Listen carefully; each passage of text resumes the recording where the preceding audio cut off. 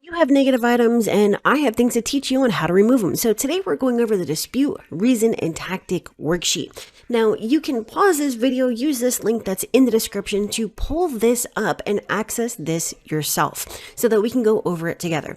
Now, when you pause this video and head over to this link, you're just going to use under free offers, dispute, reason, and tactics worksheet. You're just going to click on it. It's going to pull this up, fill it out, and it's automatically going to redirect you as well as email you the link. All right, so just so you know, right next to it, you can click on this link that says free credit sweep consultation to schedule a call with me to see if I can do a credit sweep for you instead of you having to figure all of this out yourself. So let's get right to this after you smash that like and subscribe if you haven't done so. All right, so we're going to start with number one, but when you pull this up, you will see that the answers are in this little box here at the bottom, but for the purposes of recording and your attention span, I filled this out for you. All right, so number one, delete this collection because this account reports a past due, which is a violation. Now, this is actually a violation of the FCRA, and if you use common sense, it's going to make sense. It's a collection. It's past due. It's already late. It doesn't belong on there.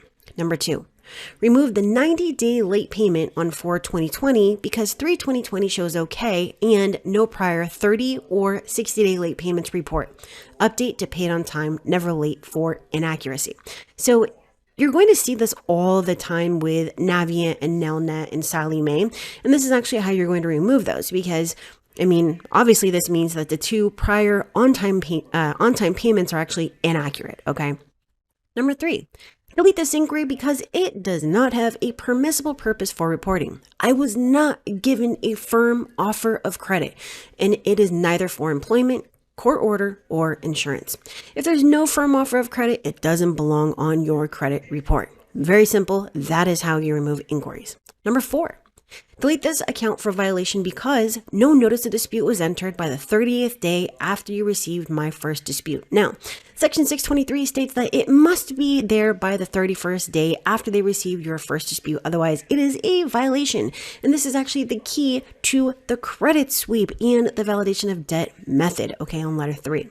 Number 5.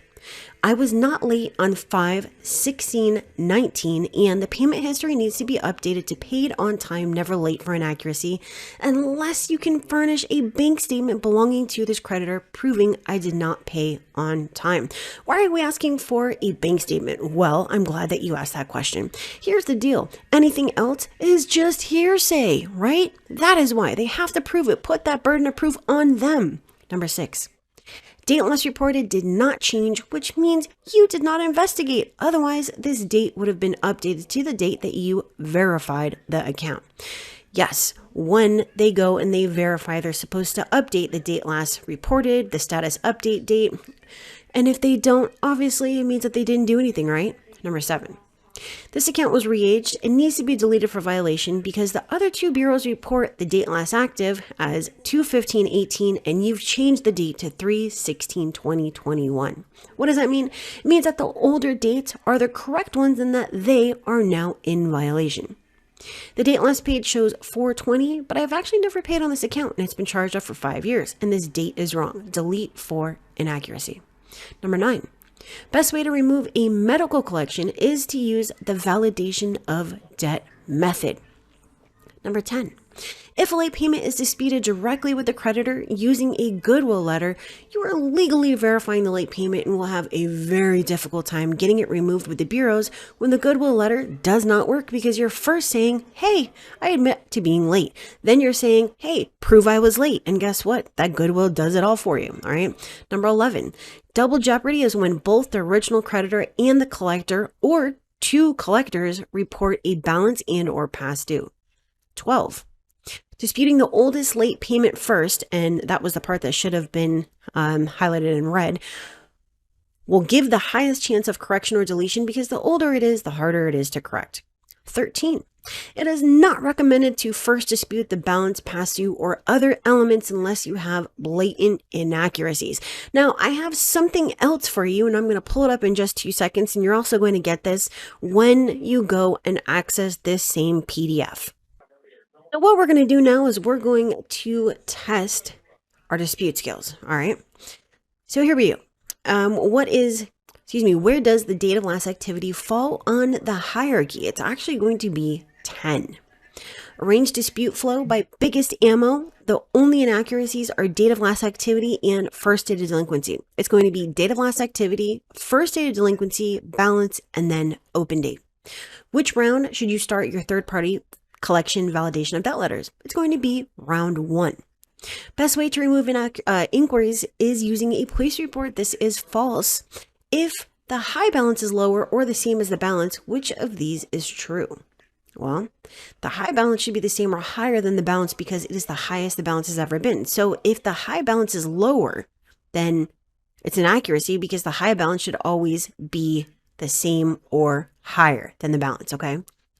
You shouldn't use not mine unless it's true as a dispute reason because it's extremely difficult to first say not mine and then choose a different factual reason after it doesn't work, like, 2 different dates last paid or reported.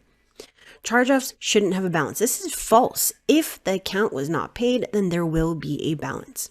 Police report should be used when you're an actual victim of identity theft, not whenever you want to just because you heard it's like really, really fast, okay?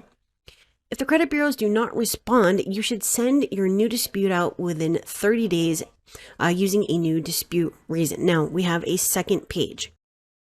How many negative items per letter max? 10. How many dispute reasons per account per letter? 1, unless you see blatant inaccuracies such as 3 different DOLAs, 3 different balances, etc. How many sentences are recommended in the letter before listing your negative items? 4. Who do you send VOD, validation of debt letters to? Third-party collectors like utility, medical, and cell phone. Where do you sign your letter? You don't sign any letter ever because now your signature can actually end up on a contract that you did not sign. How many laws should your letter to the bureaus reference? Only if they're in violation of something and I need to show them I know what I'm talking about, not pursuant to something to get them to try to investigate it or remove it, okay?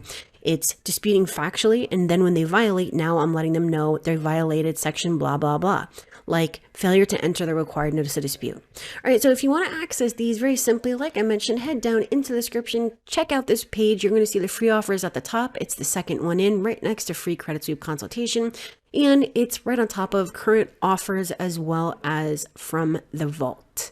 So that is it for today, and this was dispute reasons and tactics worksheet, and you're just going to go click on the link, fill this out, and you're going to be redirected to this directly from my drive.